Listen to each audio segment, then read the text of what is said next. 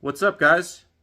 Today I want to do a tutorial on making large stump cuts. I'm talking about stuff that is close to 2 times your bar length. I'm sure a lot of us have been at the situation where we're at the end of a big removal and we got to make that last stump cut.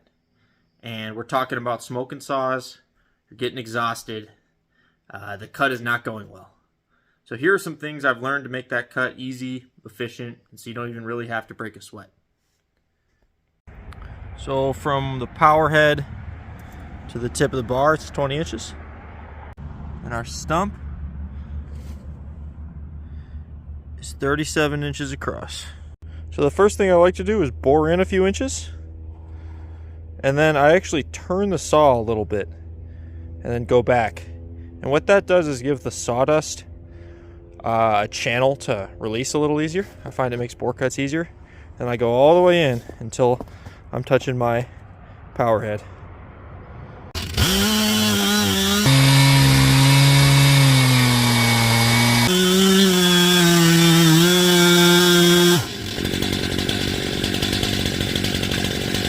At that point, you're going to work in a clockwise direction around the stump.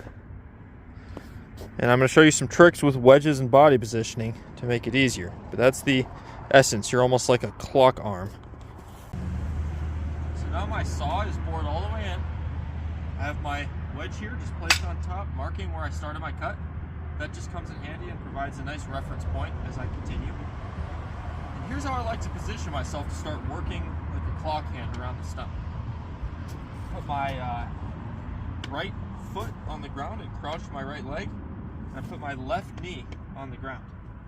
With my left hand, I grab the trigger, and with my right hand I grab this handle. What I do is I pull with my left arm. This is very strong, right? This is a very strong, clean motion. And I push with my right hand, and that's a very strong motion too. So I'm pulling and pushing. And I sort of work the saw just in its meat, back and forth. You'll feel sort of this sweet zone where it cuts really nicely. And I just sort of reverse. Actually, I meant to say circle stump, and I'll show you a few other tips as I go.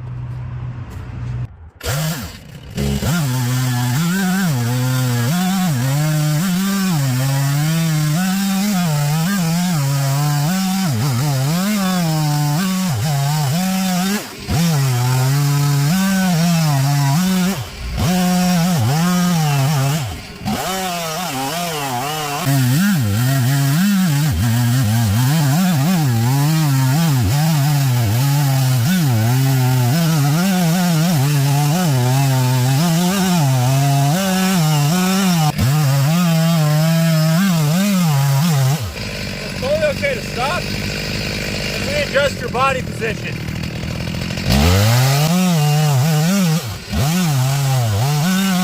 So at this point, here's where we started, and we went in a clockwise motion all the way around, and there's where we are now. What I like to do is take another wedge and put it 180 degrees from my starting place. What this will do is prevent the stump from pinching the saw. Because as we keep cutting, there's going to be less and less holding wood. So I'm going to tap my wedge in here.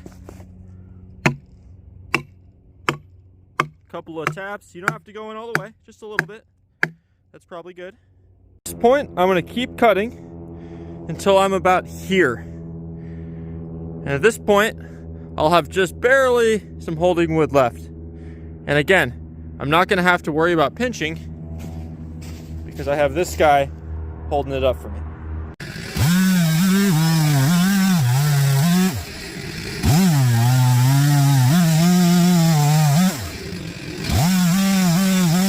At this point, here's where I started my cut, and here's where I am. So I just have a few inches of wood left.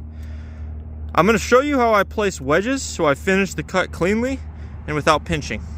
Take the wedge that was on top of my stump as my marker, and I'm going to put it in the cut kerf. And the key here is you want it to be so it's on the chainsaw side of the stump. So if you think of the stump as having a center line is about here, I'm on my chainsaw side. And on the opposing side of the stump, I'm gonna grab another wedge. And I'm gonna do the same thing. Another wedge on the chainsaw side, right? Here's my center line.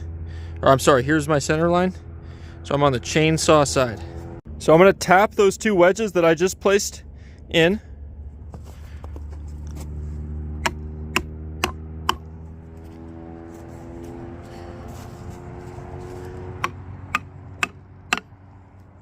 And then this back one, it's up to you.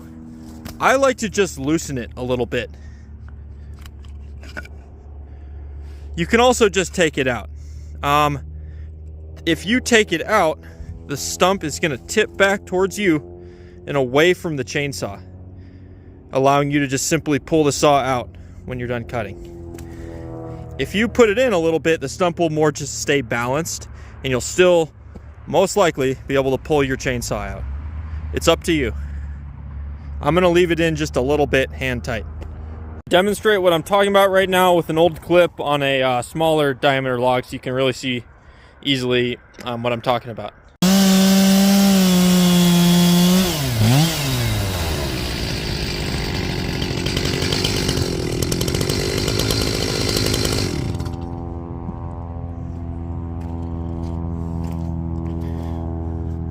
See what happened here. It's because I placed the wedges on the chainsaw side. It opened where the saw left the cut, and it's closed on the other side. So it tipped away from me as I finished my cut.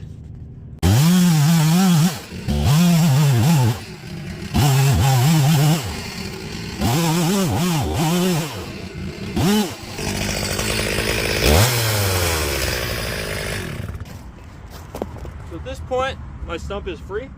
It's just resting on the wedges. So all I gotta do is just lift it up. Now, if it's super heavy, you can use pry bars, pull it off, tie a rope around it, pull it off, whatever.